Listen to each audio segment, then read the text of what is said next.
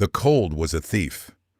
It crept through the walls of the tiny sod-roofed shack, not with a sudden blast, but with a slow, patient draining of all warmth. It stole the feeling from fingers and toes first, then worked its way inward, a relentless parasite seeking the heart. Inside, a woman held her 3 children, a small, shivering knot of humanity against the vast, indifferent white of the plains. Her name was Alara. Her face, once a map of soft smiles, was now a stark geography of hunger and fear. Her eyes, wide and dark, watched the single-shuttered window as if expecting the devil himself to tear it from its leather hinges. She had nothing left to give. The last of the flour was a dusting in a sack. The last of the salted meat was a memory from a week ago. All that remained was her own body heat, a dwindling resource she shared among her children. The oldest, a boy of 8 named Samuel, had stopped shivering. He was unnervingly still, his breathing a shallow whisper against her collarbone. Caleb, who was 6, coughed, a dry, rattling sound that tore at the silence. And Lily, the youngest at 4, whimpered softly, her small face buried in the worn wool of her mother's dress. She was dreaming of food. Alara knew this because the girl sometimes mumbled words in her sleep. Bread, milk, apple. Each word was a small, sharp knife in Alara's heart. She had failed them. Her husband, a good and strong man, was gone, taken by a violence she could not comprehend.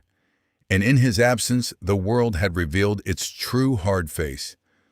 They were living on scraps, and now the scraps were gone. The cold was the only thing left to eat. Outside, the wind howled a mournful song across the endless snow. It was a sound of finality, a sound of endings. She drew the threadbare blanket tighter, a futile gesture. She could feel the life seeping out of them, out of her. She closed her eyes and prayed, not for a miracle, but for a quick, painless sleep from which they would not have to wake. In the heart of that desolate winter, a life, 4 lives, was about to end. And another, a life that had ended years ago in all but name, was about to begin again. His name was Jacob, and he was a ghost haunting his own land. He rode through the snow-laden pines, his face a mask of grim indifference, his shoulders hunched against a wind that felt no colder than the space inside his chest. 10 years. 10 years since he'd buried his wife and daughter. 10 years since he'd buried himself alongside them, trading in his lawman's badge for the silent companionship of cattle and the bitter solace of a whiskey bottle. He wasn't living. He was waiting. Waiting for the years to do their work and lay him in the frozen ground next to the 2 mounds that held his entire world. He wasn't looking for anything. A stray from the herd had led him further east than he usually rode, toward the bluffs that marked the edge of his property, a place he hadn't visited in years. The air was sharp, crystalline. It was in this sharp, clean air that he caught it. A smell that didn't belong. A thin, almost imperceptible thread of wood smoke, weak and desperate. It was so faint he thought he'd imagined it. But his horse, a grizzled old gelding named Boulder, lifted its head and tasted the air, its ears twitching toward a dense copse of aspen nearly swallowed by snowdrifts. Curiosity was an emotion Jacob hadn't felt in a decade. It was an unwelcome flicker in the void. His first instinct was to turn back. Whatever it wasn't his concern. Nothing was his concern anymore. But the smoke, it spoke of a fire struggling to live, and something in that resonated with a part of him he thought long dead. He nudged Boulder forward, his hand resting on the stock of the rifle in his saddle scabbard. Out here, strangers were trouble, and trouble was the last thing he wanted. He found the shack tucked into a fold in the land, almost completely buried. It was a miserable thing, barely more than a hole in the ground with a roof of sod and failing timbers. The smoke he'd smelled was a pathetic gray wisp, curling from a mud and stick chimney. It looked abandoned, a relic of some failed homesteader from years past. He was about to turn away when he saw it. A set of tracks, small ones, a child's tracks leading from the shack to a skeletal-looking woodpile and back again. They were fresh. He dismounted, his boots sinking deep into the powder. The silence here was different. It wasn't the peaceful quiet of the wilderness. It was a heavy, breathless silence, the silence of a held breath. He walked to the crude plank door which hung crookedly on one hinge. He raised a gloved fist to knock, then hesitated. A low, racking cough echoed from within. It was a child's cough, thin and brittle.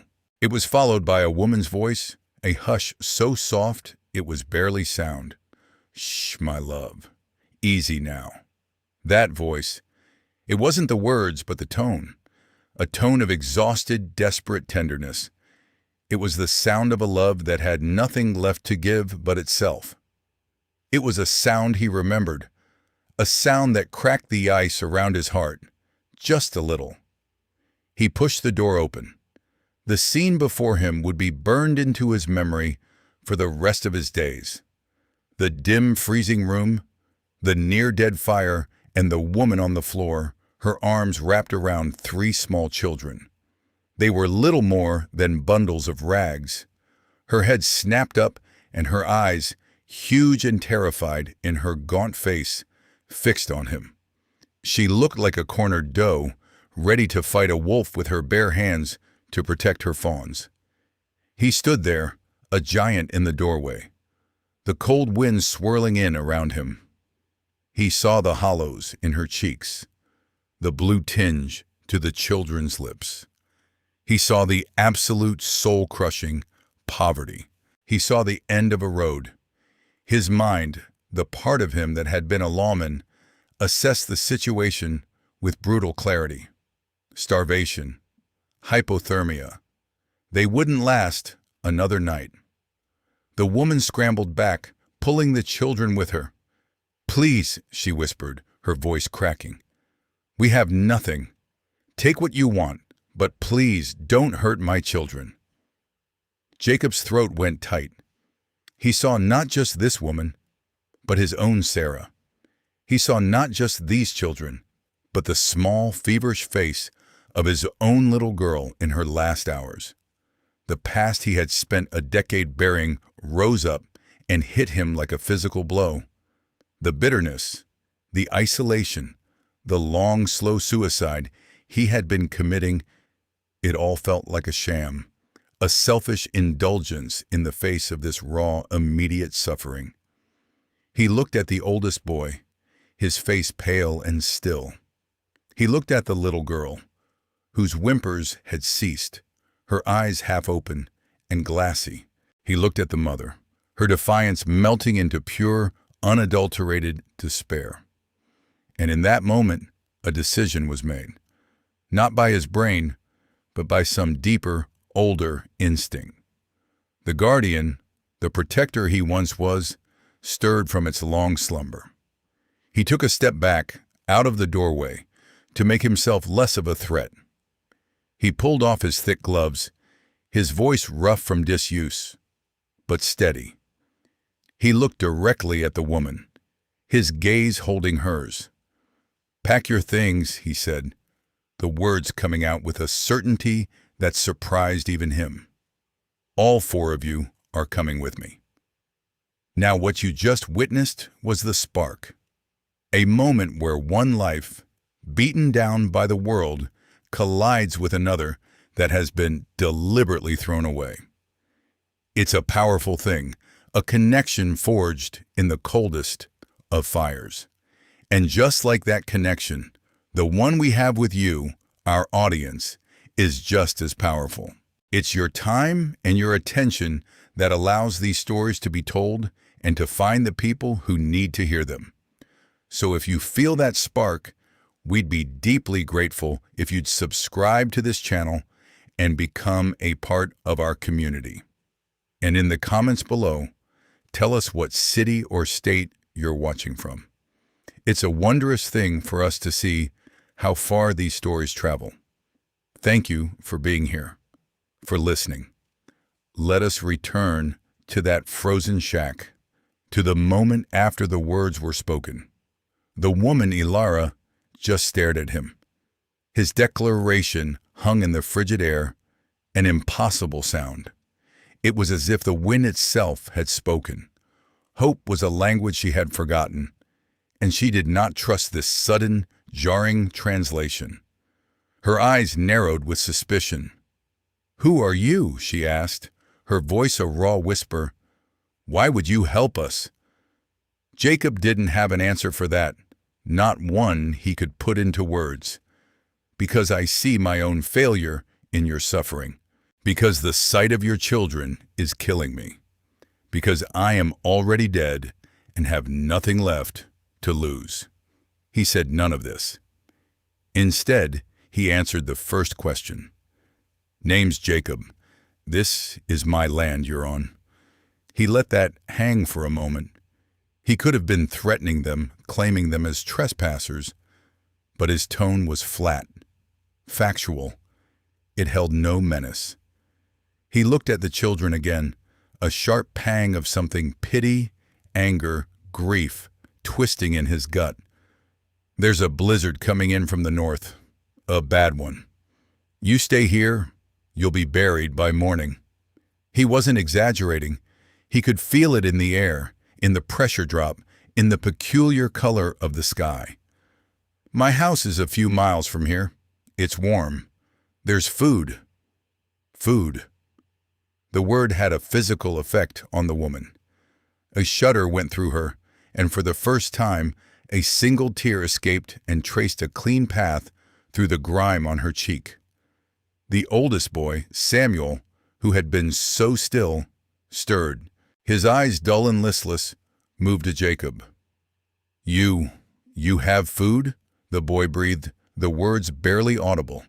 That was it. That was the question that broke the last of Jacob's resolve to remain detached. He nodded, his gaze softening as he looked at the boy. "More than you can eat, son. I promise." Ilara looked from Jacob's hard, weathered face to the faces of her children. She saw the flicker of life in Samuel's eyes. She felt Caleb's shivering increase, a sign of his body fighting again. She saw Lily's small hand reach out as if toward the promise of a warm meal. She was a woman drowning, and this stranger had just thrown her a rope. It might be a noose. It might be a lie. But to not grab it was to surrender to the icy depths.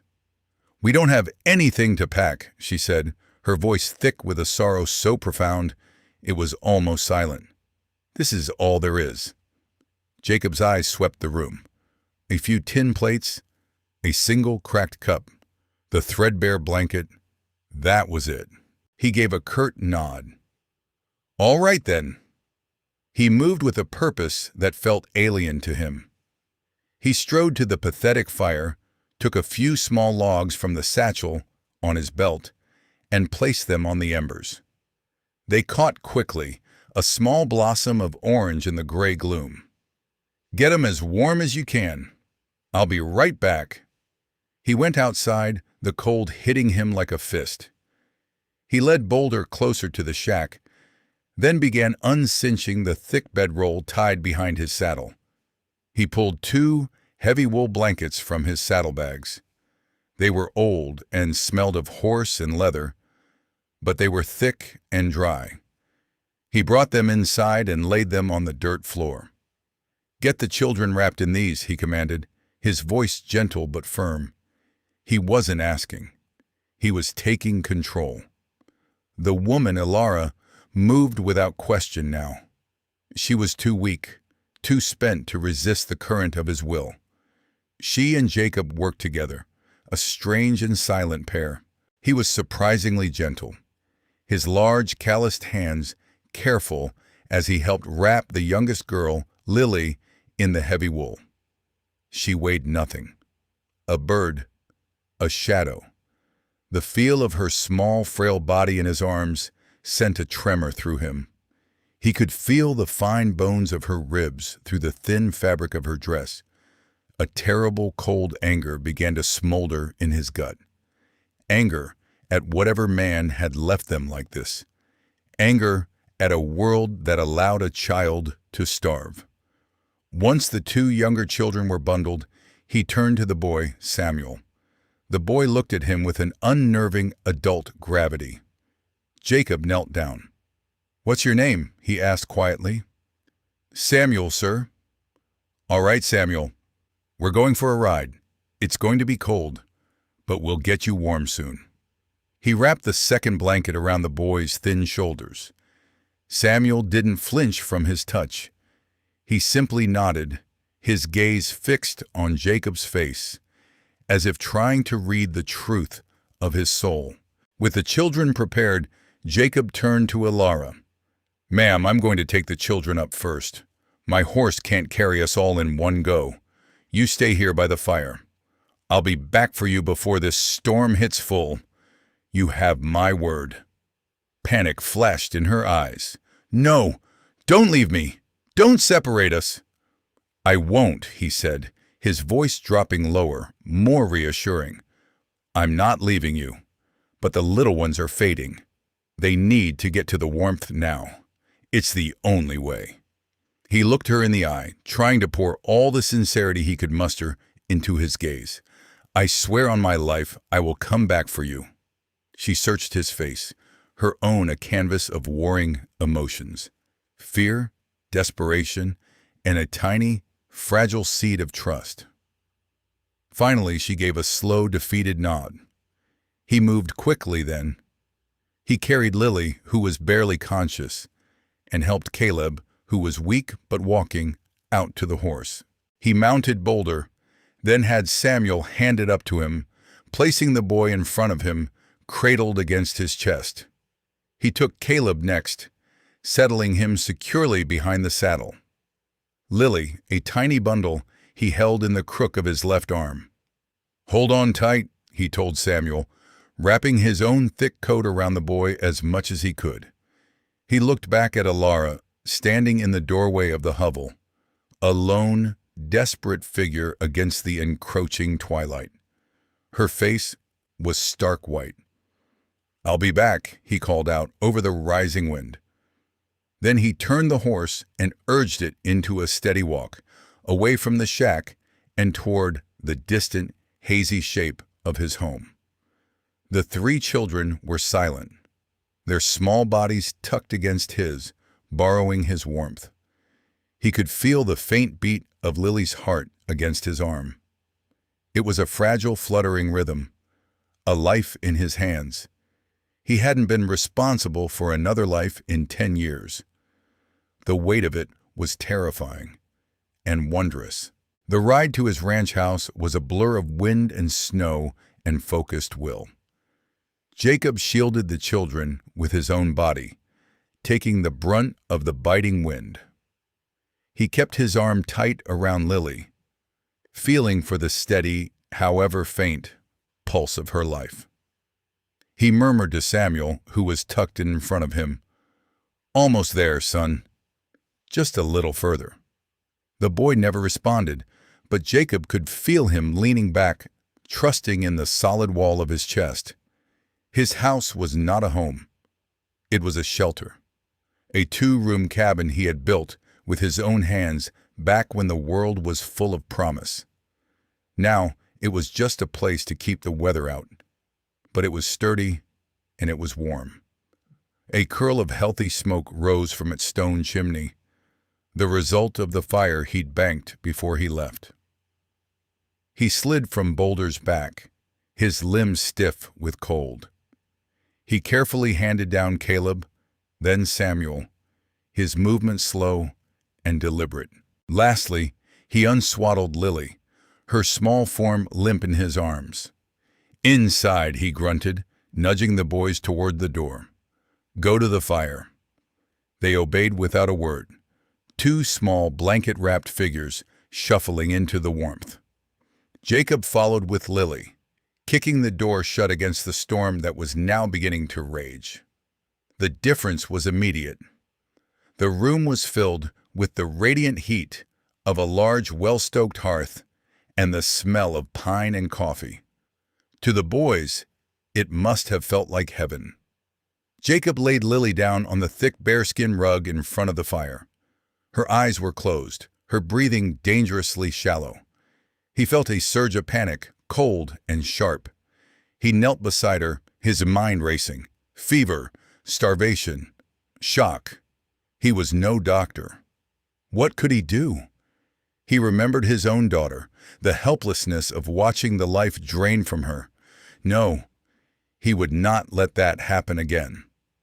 He strode to the cast-iron stove where a pot of water was always kept warm. He dipped a clean rag in it, wrung it out, and returned to the little girl.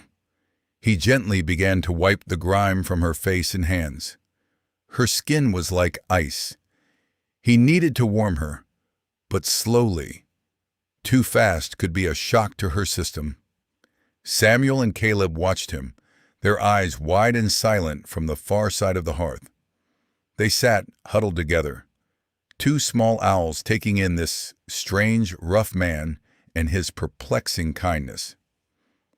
"Your sister, has she been able to keep anything down?" Jacob asked, his voice low, not looking away from Lily. It was Samuel who answered. "No, sir, not for 2 days.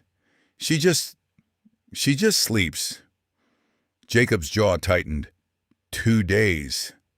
He worked methodically, unbuttoning the girl's thin, tattered dress to check her breathing. Her chest barely moved. He pressed his ear to her small rib cage.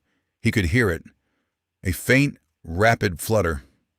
Thump, thump, thump. Too fast. Too weak. He got up and went to a cupboard, pulling out a small tin of beef broth and a jar of honey. He worked quickly, mixing a small amount of the broth powder with warm water in a cup, adding a dollop of honey for energy. It was what the old doctor had told him to do for sick calves. It was all he knew. He returned to Lily, propping her head up gently with a folded blanket. He dipped the corner of the clean rag into the warm, sweet broth and touched it to her lips. They were cracked and pale. At first, there was no response. He tried again, squeezing a single drop onto her tongue. Her brow furrowed, a tiny, instinctual swallow. He felt a wave of relief so profound it almost made him dizzy. She was still fighting. He continued the process, drop by painstaking drop, for what felt like an eternity. The two boys watched, silent and unmoving. The only sounds in the room were the crackle of the fire, the howl of the wind outside, and the soft, rhythmic dip and touch of the rag against the child's lips. After a few minutes, Lily's eyelids fluttered. She moaned, a sound so faint it was like the sigh of a ghost. Jacob didn't stop, drop by drop. Patience. It was a skill he'd thought he'd lost. He was so focused on the girl that he didn't notice Samuel had moved until the boy spoke, his voice just beside him. "Is she going to die?" The question was blunt, devoid of childish fear. It was the question of someone who had seen too much death already. Jacob paused, the rag in his hand. He looked at Samuel. The boy's face was serious, his eyes holding a wisdom far beyond his years. "No," Jacob said, the word a raw promise. "Not tonight. Not in this house." He didn't know if it was true, but he said it as if it were the only truth in the world. He said it for the boy, and he said it for himself. He turned back to Lily, dipping the rag again. He had made a promise. Now he had to keep it. But as he worked, another promise echoed in his mind. I will come back for you. The storm was getting worse. The wind screamed around the corners of the cabin like a banshee. He had to go back. Back into that white hell for their mother. He glanced at the two boys, huddled by the fire. He couldn't leave them alone, but he couldn't leave her out there to die. The weight of the dilemma pressed down on him. For the first time in a decade, he was trapped not by his past, but by his future, by a choice that mattered. He worked on Lily for another half hour until a faint blush of color returned to her cheeks and her breathing deepened, evening out into the rhythm of true sleep. She was still dangerously weak, but she was stable, for now. He stood up, his joints cracking. He looked at Samuel and Caleb. You two. You hungry? They both nodded in unison, their eyes wide. All right. He went to his pantry. It was stocked for a man who rarely went to town. Cans of beans, sacks of flour and cornmeal, smoked bacon, coffee. He took down a slab of bacon and a can of beans. It wasn't much, but to them, it would be a feast. As he sliced the bacon and dumped the beans into a cast-iron skillet, he made his decision. He looked at Samuel. The boy was watching his every move, his gaze sharp and intelligent. Samuel, I have to go back for your mother. The boy's face paled. In the storm? Yes. Jacob didn't soften it. I gave her my word. He pointed to the fire and the sleeping form of his sister. I need you to be the man of the house for a little while. Can you do that? I need you to watch your sister. Don't let the fire get too low, and don't open the door for anyone but me. You understand? Samuel looked at his sister, then back at Jacob. He seemed to grow 2 inches taller. He stood up straight and gave a firm, solemn nod. Yes, sir. I understand. Jacob felt a flicker of pride for the boy. He was a survivor. They all were. He finished cooking the bacon and beans, the smell filling the small cabin. He scraped 2 generous portions onto tin plates and handed them to the boys. Eat, he said. Eat it all. There's more. They didn't need to be told twice. They fell upon the food with a quiet desperation that was painful to watch. They ate not like boys, but like starving animals, their hands shaking slightly. Caleb started to cry as he ate, silent tears rolling down his dirty cheeks, the relief and the pain of it all overwhelming him. Jacob watched them for a moment, the anger in his gut churning with a newfound sense of purpose. He turned away, unable to watch anymore. He pulled on his heavy coat, checked the rifle in his scabbard, and grabbed a lantern. He paused at the door, looking back at the scene. The 2 small boys eating by the fire, the little girl sleeping on the rug, a single drop of broth still glistening on her lip. It was a picture of a life he had never imagined for himself. It was a picture of responsibility. I'll be back, he said to Samuel. The boy just nodded, his mouth full of beans. Then Jacob opened the door and stepped out into the teeth of the blizzard. The wind tore at him, a solid wall of white. The world had disappeared. He was walking into nothing. But for the first time in 10 years, he had a reason to come back. The journey back to the shack was a battle against a frozen god. The wind drove snow into his eyes, blinding him. The path he had made was already gone, erased by the storm. He navigated by instinct alone, by the feel of the land beneath Boulder's struggling hooves and the memory of the aspen grove. The lantern was useless, its light swallowed by the swirling chaos a few feet from his face. Every gust of wind felt personal, as if the storm knew what he was doing and was trying to stop him. It screamed in his ears, whispering of failure, of the futility of his quest. It told him to turn back, to save himself. She's already gone. You're too late, just like before. The voice was the storm's, but the words were his own, dredged up from the deepest parts of his memory. He gritted his teeth and pushed onward, leaning low over the horse's neck. He thought of the 3 children in his cabin. He thought of Samuel's grave, adult eyes. He thought of Lily's feather-light weight in his arms. And he thought of the promise he'd made to their mother. I swear on my life. A life he hadn't valued until he'd offered it as collateral. After an hour that felt like a lifetime, Boulder stopped, refusing to go further. Jacob peered through the white maelstrom and saw them. The faint, skeletal shapes of the aspens. He was close. He dismounted, tying a rope from his belt to the saddle horn so he wouldn't lose the horse. He took the lantern and pushed forward on foot, calling her name into the wind. Elara! The wind snatched the name from his lips and tore it to shreds. There was no answer. He stumbled through the drifts, his legs burning with effort. He found the shack by bumping into it. The door was wide open, banging violently against the wall. Snow had drifted deep inside. The fire was dead. And she was gone. A cold dread, far colder than the storm, seized him. He had failed. He was too late. The promise was broken. He swept the lantern light across the small, snow-filled room. Empty. He was about to turn away, a hollow sickness filling him, when his light caught something. Footprints. Not hers. 2 sets. Heavy boots. They led away from the shack, heading not toward his property, but east toward the broken lands owned by the county's reigning tyrant.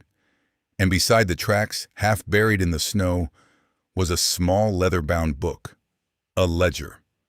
He picked it up, his fingers numb. He knew, with a certainty that chilled him to the bone, that they had come for her. He didn't hesitate. He followed the tracks.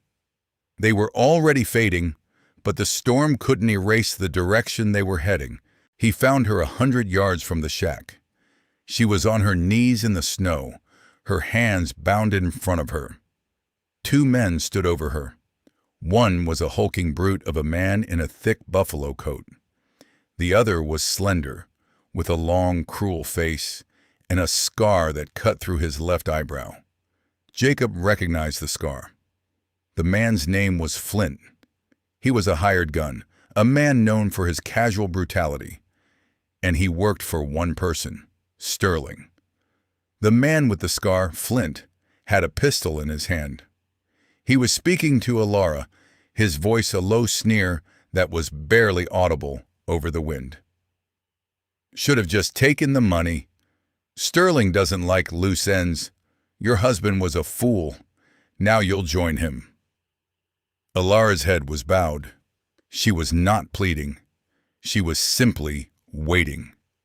Jacob felt a rage so pure and hot, it melted the cold inside him. It was a rage he had not felt since the day he'd found his wife and daughter, victims of a cholera outbreak that had swept through a mining camp, a camp owned by the same man. Sterling, a man who had cut corners on sanitation to save a few dollars. A man Jacob, as the territorial marshal, had tried and failed to bring to justice. The system had been bought. The powerful protected the powerful. And Jacob had walked away, broken. No more. He raised his rifle. The wind was a living thing, shoving at him, trying to spoil his aim. He was 40 yards out, a difficult shot in a blizzard. But he wasn't aiming for a difficult shot. He fired. Not at the men. At a dead branch thick with snow on the tree just above them. The crack of the rifle was swallowed by the storm, but the effect was instantaneous. A heavy load of snow cascaded down, dumping directly onto the 2 men, blinding and staggering them. "What the hell was that?" the big man yelled, wiping snow from his face. Flint was smarter. He spun around, peering into the whiteout, his pistol raised. "Who's out there? Show yourself!" Jacob used the moment of confusion to close the distance, moving like a wraith through the trees. He was no longer a broken rancher. He was Marshal Jacob Kane again. And this was his jurisdiction. He stopped 20 yards away, behind the trunk of a massive pine. "Let the woman go, Flint," he called out, his voice a low growl that cut through the wind. Flint froze. He squinted into the darkness. "Kane, is that you? I heard you were dead." "Close enough," Jacob answered. "This doesn't concern you. It's between me and Sterling." "Everything out here concerns Mr. Sterling," Flint sneered. "This woman and her brats are a loose end. A reminder of a land deal that got complicated. We're just here to clean it up." He gestured with his pistol toward Alara. "Starting with her, then we'll find the kids." The casual mention of the children, the cold, businesslike threat, sealed their fate. Jacob felt the last of his old self, the grieving, withdrawn hermit, burn away in a flash of cold fury. "That's not going to happen," Jacob said, his voice deadly calm. He stepped out from behind the tree. In the same instant, Flint raised his pistol to fire. But Jacob was faster. His own rifle was already at his shoulder. He didn't aim for Flint. He aimed for the other man, the bigger, slower target. The rifle boomed, and the big man grunted, dropping his own weapon and clutching his shoulder as he staggered back. Flint fired, his shot going wide in the swirling snow. Before he could fire again, Jacob had levered another round into the chamber. But he didn't shoot. He lowered the rifle and drew the Colt Peacemaker from the holster on his hip. The gun felt like an old friend in his hand. "You have one chance, Flint," Jacob said, his voice like cracking ice. "Drop the gun. Get on your horse. Ride out of my life and never come back."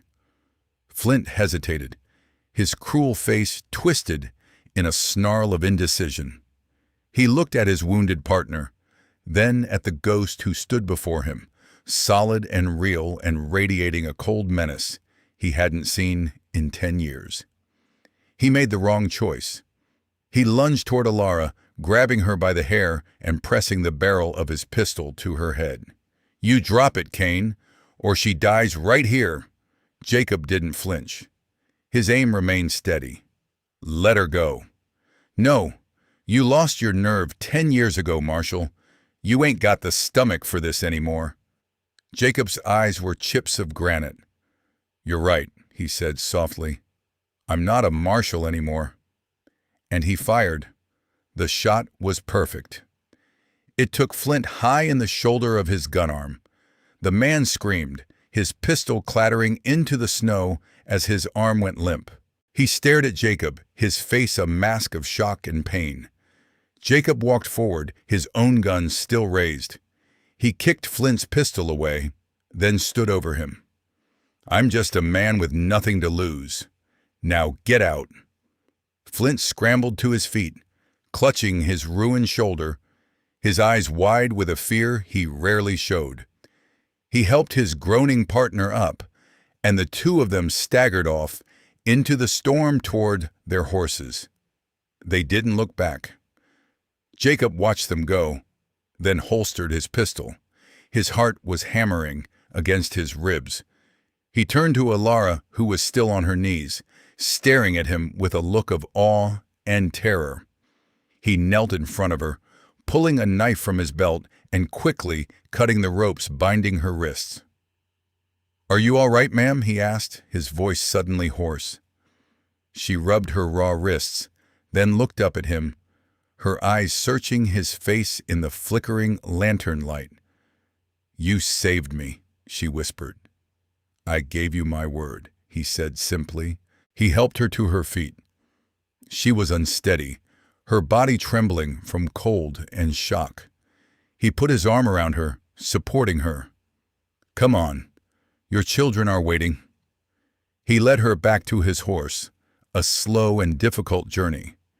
He settled her in the saddle, then mounted behind her, wrapping his arms and his coat around her, sharing his warmth just as he had with her children.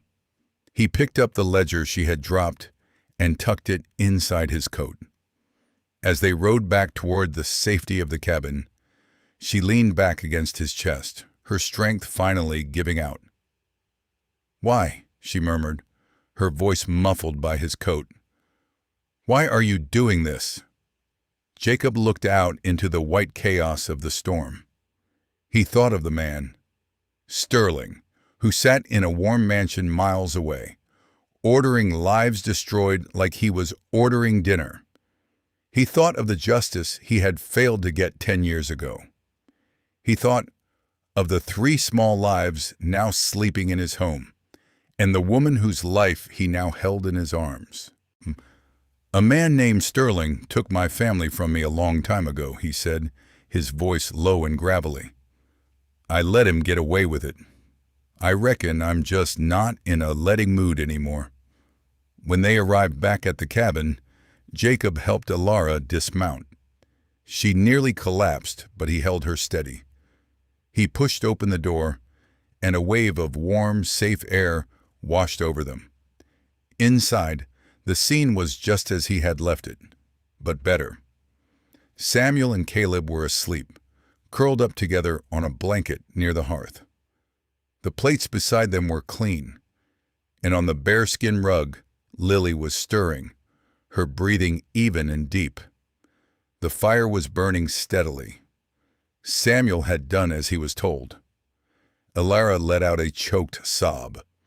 She stumbled across the room and fell to her knees beside her children, her hands hovering over them, as if afraid to touch them, to believe they were real and safe. She touched Samuel's hair, then Caleb's cheek. She laid a trembling hand on Lily's forehead. It was cool. The fever had broken. She looked back at Jacob, who stood by the door, dripping melted snow onto the floorboards. Her eyes were swimming with tears, but for the first time, they were not tears of despair. "Thank you," she breathed. The words were inadequate. They were 2 small stones, dropped into an ocean of debt. Jacob just nodded, his throat too thick to speak. He closed the door, shutting out the storm for good. He was exhausted, his body aching, his soul scraped raw. But for the first time in a decade, he was not empty. The hollow space inside him was filled with a fierce, burning purpose. He hung his wet coat by the fire and went to the stove. He poured 2 cups of coffee, his hands shaking slightly from the adrenaline leaving his system. He brought one to Alara. She took it, her fingers wrapping around the warm tin cup. They sat in silence for a long time, watching the children sleep. The storm raged outside, but in the small cabin there was a profound peace, a sanctuary. Finally, Alara spoke, her voice quiet but clear. "That man, Flint, he said they would find the children." It wasn't a question. It was a statement of fact. "They won't," Jacob said, "but they work for him, for Mr. Sterling. He owns the whole valley. He owns the sheriff. He owns the judge. No one will help us." Her voice was filled with the old despair, the certainty of the powerless. Jacob took a slow sip of his coffee. He looked at her, his gaze steady. "I will." He reached into his coat and pulled out the small leather ledger he had found in the snow. He handed it to her. "What is this?" She took it, her hands tracing the worn cover. "My husband's. His name was Thomas. He was a bookkeeper. Before we tried to make a life out here, he kept records of everything." She opened it. The pages were filled with neat columns of numbers and names. "When we came here, we bought this land, fair and square. But it has a spring on it, the only clean water for miles. Sterling wanted it. He tried to buy us out for pennies. Thomas refused. Her voice trembled, but she continued. Thomas was smart. He knew a man like Sterling had secrets. He started listening, talking to other ranchers, ex-employees. He found things out about land being stolen, about men who disappeared, about money being moved to bribe officials. She pointed to a page. It's all in here. His proof. Jacob looked at the ledger. It wasn't just a book. It was a weapon. The weapon he'd never had 10 years ago. That's why they killed him, Alara whispered, a tear falling onto the page. And that's why they were hunting us. To get this book. To erase the proof. Jacob took the ledger back from her, his knuckles white. Everything clicked into place. The past and the present collided. This wasn't just about protecting a family. It was about finishing a war he had run away from. He stood up and walked to an old wooden chest in the corner of the room. He knelt and unlocked it. Inside, wrapped in oilcloth, were his old service revolvers and his marshal's badge. He hadn't looked at them in 10 years. He pulled them out, the metal cold and heavy in his hands. Alara watched him, her eyes wide. What are you going to do? Jacob stood, the badge in his palm. It felt heavier than he remembered. He looked from the badge to the sleeping children, to the woman whose life was now tied to his. He was no longer a ghost. He was a guardian. He had a purpose. He had a family to protect. And he had a debt to pay. He didn't put the badge on. He just held it. He looked at Alara, his face set like stone. Sterling started this a long time ago, he said, his voice a low rumble. I'm going to finish it. The children slept on, oblivious. The storm howled, but it could not get in. In the warm, quiet light of the cabin, a new and dangerous dawn was breaking. The battle was not over. It had just begun. Jacob stood by the fire, the ledger in one hand and the badge in the other, a lone sentinel ready to face the darkness. He was not just waiting for the morning. He was waiting for war.